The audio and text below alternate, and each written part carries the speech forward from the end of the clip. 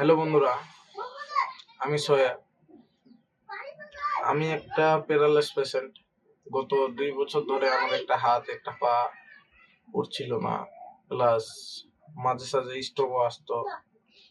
আমি অনেক জায়গায় এলোপ্যাথি ওষুধ খেয়েছি, কিন্তু ভালো রেজাল্ট আমি কোথাও পাইনি।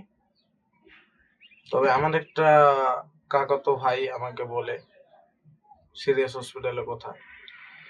ওখানে আমি গত 3 মাস ধরে চিকিৎসা করছি। তোমরা হয়তো বিশ্বাস করবে না, এত ভালো রেজাল্ট আমি কোথাও পাইনি। এখন আমার হাত পা সবই উঠছে।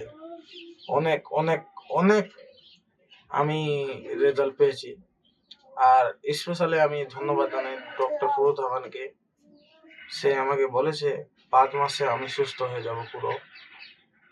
আমি এখন হাঁটা চলা করতে পারছি হালকা করে। তবে 5 মাস আমি যদি ওষুধ পানি নিই ডক্টর পুরোধ ধাওয়ানের কাছে, আমি পুরো সুস্থ হয়ে যাব।